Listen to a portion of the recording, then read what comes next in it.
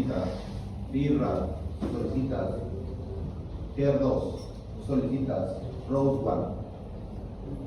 También puedes utilizar la quinasa del linfoma anaplásico.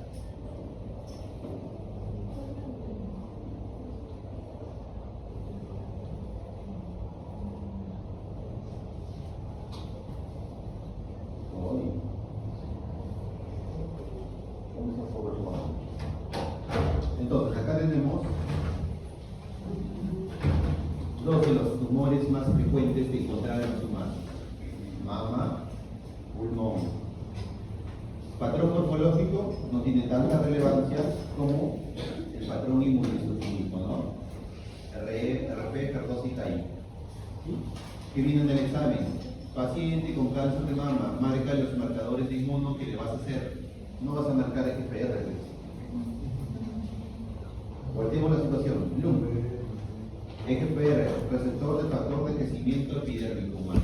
CARAX, BRAF, HER2, ROS1 y ALK. Apréndanse estos. Hay más, pero estos son los más frecuentes. Sí o sí debe ir EGFR. Es el principal, el más importante. EGFR. ¿Cuál es el más importante acá? Ellas dos. ¿Ok?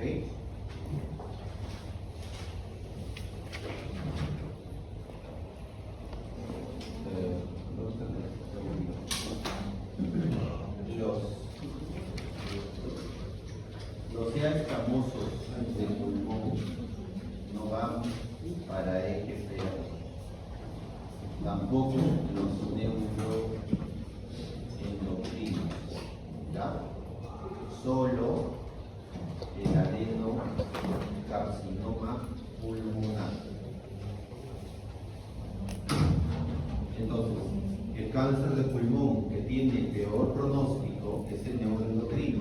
¿Y qué creen? No es tributario de hacerle EGFR. ¿Por qué? Porque ninguno de ellos responde a la medicina. Así que para el neuroendocrino no se hace EGFR. Para el escamoso tampoco. El receptor de factor de crecimiento epidérmico humano se hace para el adenocarcinoma del pulmón. Pregunta clásica. Viene así: paciente de 45 años, antecedente de tabaquismo, presenta masa en el lóbulo medio del pulmón. Indicas EGFR porque sospechas de un carcinoma escamoso. ¿Verdadero o falso? Falso, no tiene sentido. Los carcinomas escamosos del pulmón no son tributarios de EGFR. El carcinoma neuroendocrino del pulmón no es tributario de EGFR. El único tributario de hacerle EGFR es el adenocarcinoma, que, oh my gosh, es el más frecuente. ¿Ya? Si les digo que tengo un paciente que tiene 45 años, antecedente de tabaquismo, durante 20 años, y presenta una masa peribronquial, diagnóstico carcinoma escamoso del pulmón. Algo muy importante es esto.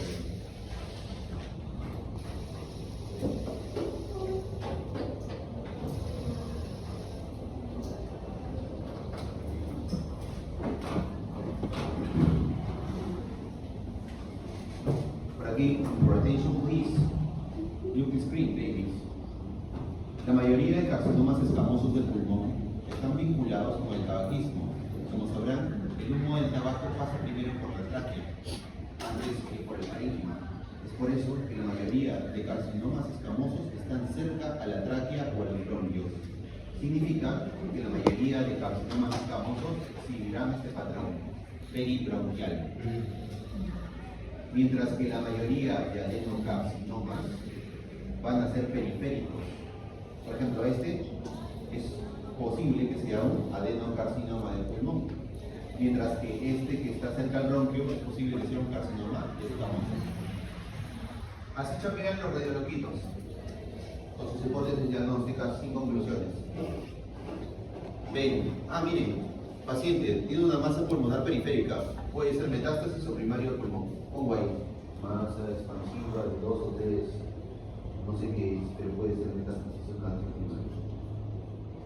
Pero tú, como médico internista, el verdadero doctor de los doctores, dices, no, está lejos de un bronquio, y de los bronquios salen los carcinomas escamosos. Esta cosa debe ser un adeno. ¿Entiendes?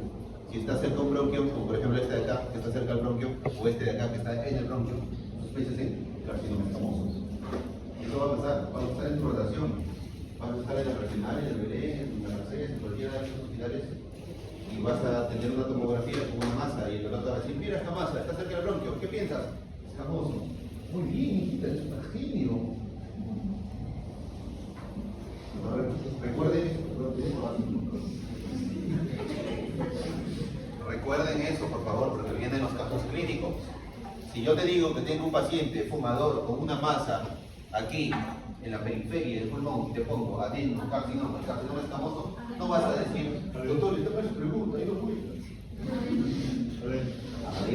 ¿Cierto? Ahora, otro dato muy importante es que la mayoría de las neoplasias primarias, disclaimer, todavía no les he dicho esto.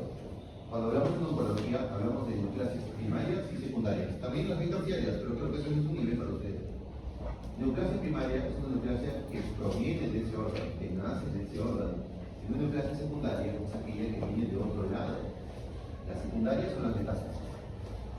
La mayoría de las neoplasias primarias del pulmón son masas únicas.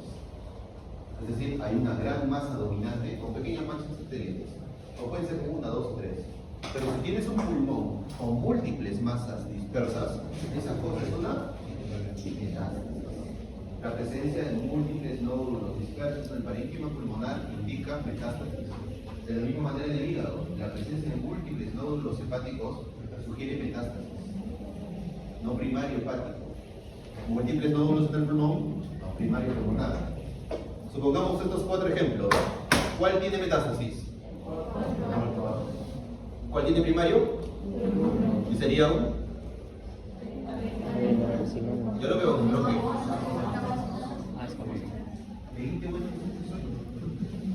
Que vayan a dinámica. Y luego 52 es todo así. Seguimos.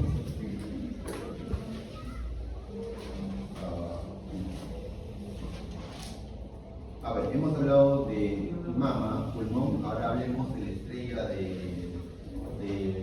los diagnósticos, que es el cáncer del estómago.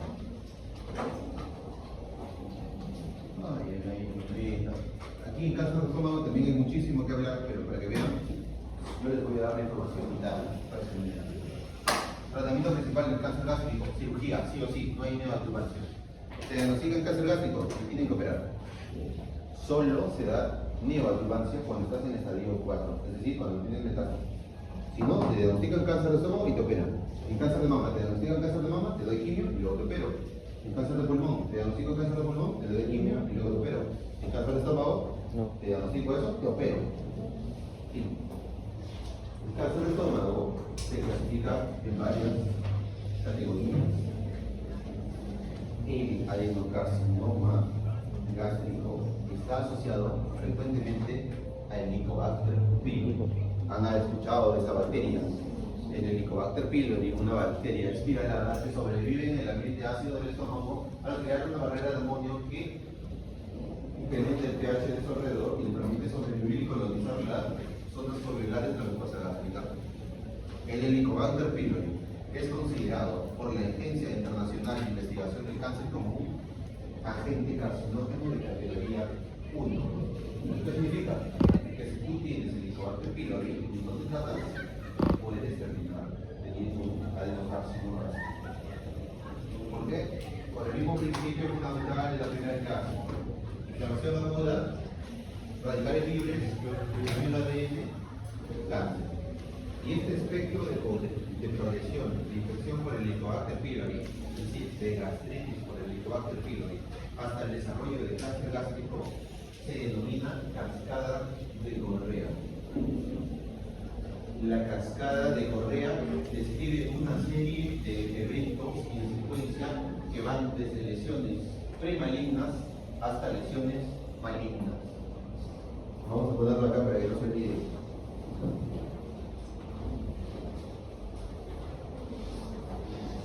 La cascada de Correa empieza uno con la inflamación, progresa a atrofia glandular, sigue progresando y la atrofia se convierte en metaplasia.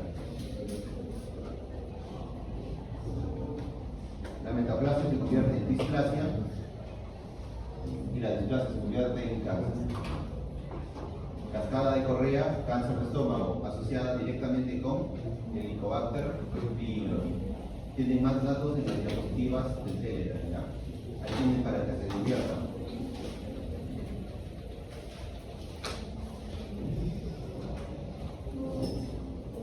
Entonces, una infección no tratada de Helicobacter pylori causará inflamación, atrofia, desaparecen las glándulas, metaplasia, las glándulas cambian, pasan de ser glándulas foveolares mucosas a ser glándulas con fenotipo intestinal.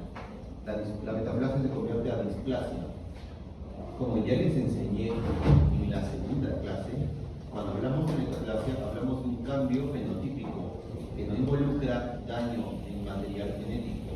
En la displasia hay un daño en el material genético, translocaciones, delecciones, silenciamiento, etcétera, que produce errores en el ADN.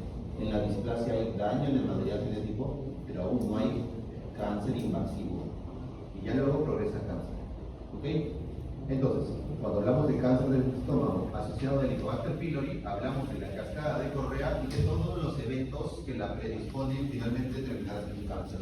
Aquí, por ejemplo, tenemos la clásica historia, ¿no? Paciente de 60 años con antecedente de gastritis crónica hace 20 años. Actualmente cursa con una tumoración en el ángulo gástrico. ¿Y qué pienso? Tumor de estómago, antecedente de gastritis, Helicobacter pylori, pues piensa en la cascada de Correa. Pienso que su cáncer está asociado al Helicobacter pylori. Una gastritis de larga data que terminó evolucionando a cáncer. Tú, te hago una biopsia endoscópica y te informo que tienes gastritis con inflamación, atrofia y metaplasia. ¿Estás dentro de la cascada? Sí. Estás en una escala de progresión. Si a ti te diagnostico displasia debajo de algo, estás en otra escala mayor. Tú estarías peor por tener displasia. Tú estarías mejor por tener metaplasia. Y supongamos que ella solo tiene atrofia, estaría mejor. Pero en cada uno de esos steps, los gastroenterólogos deben intervenir. ¿Ok? Si al paciente le diagnostican gastritis, pues te tengo que curar esa gastritis. Te tengo que dar el protocolo de tratamiento para el Helicobacter pylori. Si te diagnostico atrofia, debemos intervenir, porque ya estás en el otro step de la cascada. Si te diagnostico metaplasia, peor todavía. Y si te diagnostico displasia, peor. Y peor si eres joven. Porque para que ocurra todo este espectro fenotípico de la cascada de Correa, se habla de 10 a 25 años. Y es un rango interpacífico enorme. No estamos hablando de 5 a 10, ni 2 a 4. Estamos hablando que a algunos les va a tocar 10 y a otros les va a tocar 25. Es decir, si tú ahorita tienes 20 años, te puedes desarrollar un cáncer gástrico a los 30. ¿Entiendes? ¿Sería justo que a los 30 te mueran? No, pues no. Y eso es lo que está pasando. Actualmente la incidencia de cáncer gástrico que antes se observaba era mayor en personas adultas. O sea, antes lo común era encontrar cáncer gástrico en humanos a partir de los 50, 60, 70 años. ¿Ya? 50, 70 años, tumor gástrico, cáncer gástrico. Antes, por ejemplo, paciente de 25 años, tumor en el antro, no, ¿qué va a ser cáncer? Es muy joven. Eso era antes, ahora no. Ahora más bien los pacientes que tienen más edad ya no tienen tanta incidencia de cáncer gástrico, más bien el cáncer gástrico les está afectando más a los jóvenes. La paciente con cáncer gástrico más joven que he tenido tuvo 19 añitos. 19 años. Tuve una paciente de 24 años que los familiares solicitaron procesar todo el estómago. Más de 2.000 cassettes salieron de ahí. También pagaron un montón. Y le encontraron un cáncer gástrico, ¿no? La señorita tenía, de los 2.000 tacos, en unos 5 tacos tenía cáncer gástrico. O sea, estamos hablando que es como encontrar cáncer gástrico de toda esta universidad en esta aula. Entonces, el cáncer gástrico, esta es la máxima que tiene que tener. La incidencia de cáncer gástrico cada vez es mayor en pacientes jóvenes. Fin. Segundo, hay otro tipo de cáncer gástrico que también es frecuente y que no está relacionado con la cascada de Correa. Es un tipo de cáncer que no está relacionado con la infección de Helicobacter pylori y que no sigue estos pasos. Y es frecuente. Su frecuencia era baja antes, pero ahora es alta. Ahora les voy a explicar por qué. Ese cáncer se llama carcinoma de células en anillo de Seyfert. El carcinoma de células en anillo de sello gástrico, también conocido como carcinoma infiltrante